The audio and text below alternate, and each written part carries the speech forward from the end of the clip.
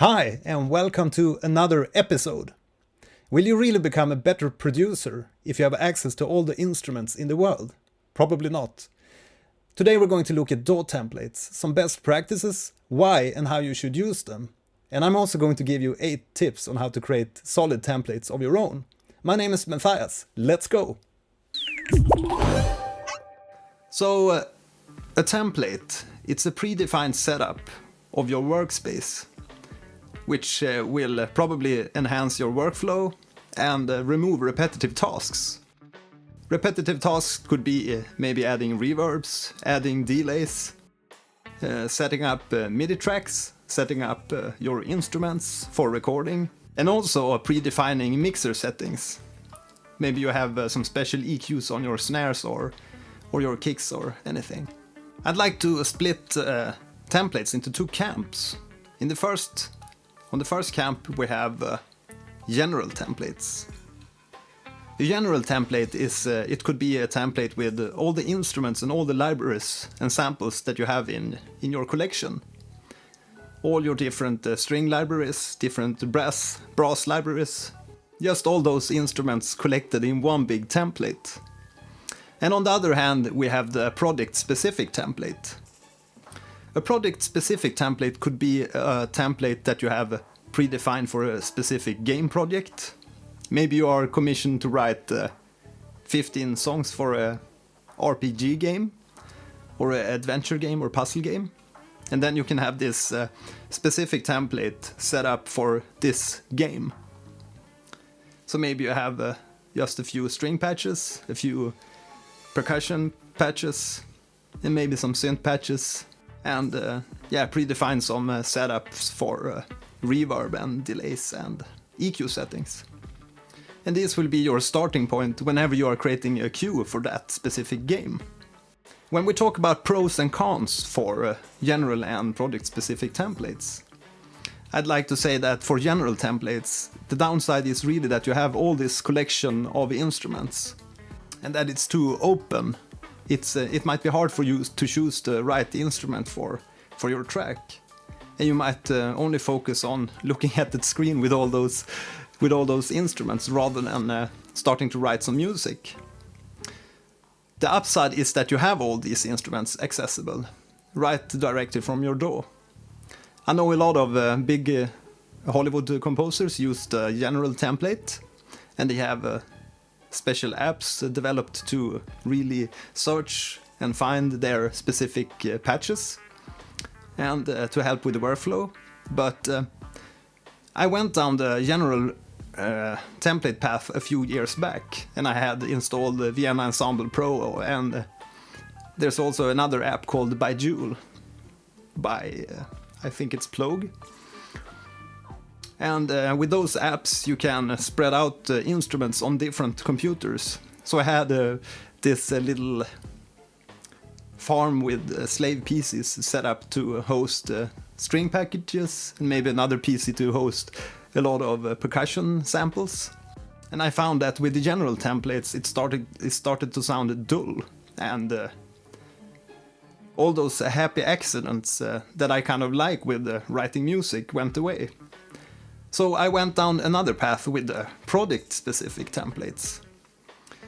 The good thing about project-specific templates is that you create more templates, but on the other hand you create more specific templates that are specific for, say, a RPG game, or maybe a future bass template track where you have all those super sauce wobble chords patches set up already.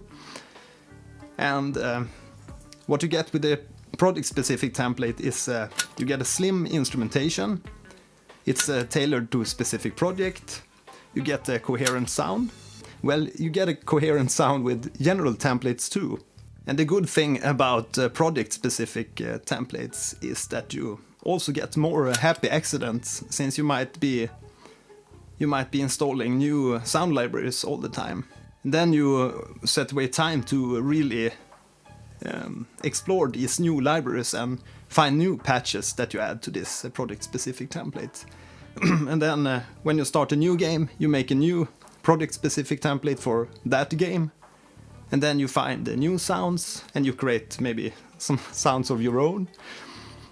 So it will not sound the same for each game. If you go down the general template route, that might be the case, because you're using the same string patches maybe. Because we're accustomed humans, and if we see the same instrumentation, we're probably going to select the same string patch all over again between our projects. And some downsides of project-specific templates is that you have to create more templates more often. And maybe you forgot to add some instrument, but hey, on the other hand, it's very easy to just load up another instrument. And also, they might be too specific for bigger projects. So it's a balance. There's really no one size fits all when it comes to templates. You have to find out for yourself what really works for you. Okay, so let's go through some tips to create a solid project-specific template of your own. Let's go. Okay, first tip for DAW-specific templates. Add only instruments that are required by your project brief, and think about what kind of instrumentation that specific project requires. Consistency is key for a great workflow, so also be sure to add the instruments to the same tracks between projects, so that you can easily find them by looking at the track numbers. Second tip is that you name your tracks consistently, so it's easy to find. You can see here I've named this Cinematic Strings 2 string ensemble, and here we have Emotional Cello, Tundra, which is the Albion Tundra library, A1 for Albion 1, of course, obviously, and then Gibson Guitar for Gibson guitars. My third tip is to color consistently and color your tracks. It makes it even easier for you to find the correct instrument. If you always know that your strings are in blues and strings are in blues, let's play the blues, and your brass maybe are in golden colors or yellow colors.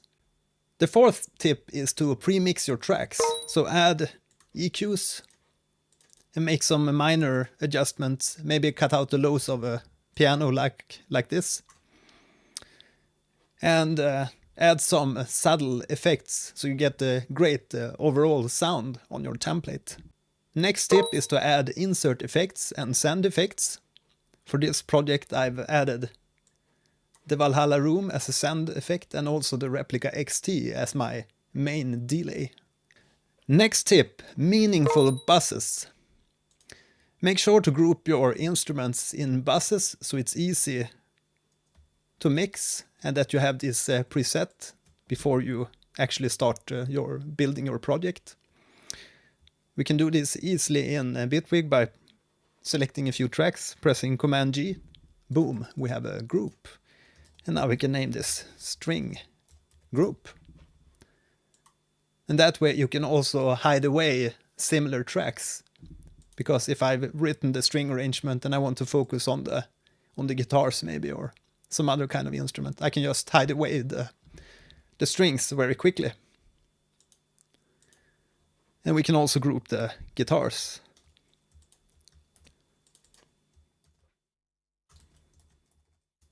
Guitar group like this. Boom. Very clean. The next tip, create a master bus chain. So you have some basic mastering plugins set up. So you can easily render this song out and send it to your director or producer. Make sure to be able to disable and enable the master bus from time to time, because you don't want limiters and compressors maybe to be activated all the time during the composition and the writing process. Also make sure to save settings that you use often. That way you can easily go back to a specific setting for an instrument without digging too much in menus of the actual plugins. So do some saving of presets within the DAW, with the actual DAW. Next tip, hardware integration. Make sure to set up your external synths and external samplers so that they are easily accessible within your DAW. I mean, if you have an analog studio, you're not going to set up all those cables all the time.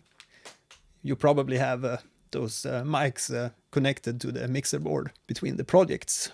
Yeah, so that's how I set up my templates for the different projects that I work with. It's all about getting a nice workflow that fits you. So try different methods and try different templates. There's really no right or wrong. Just come up with a great workflow that works for you. Okay, so that's my tips for creating a project-specific template. I hope you found this tutorial useful, and please subscribe and press the little bell icon to get notifications when I have new videos up.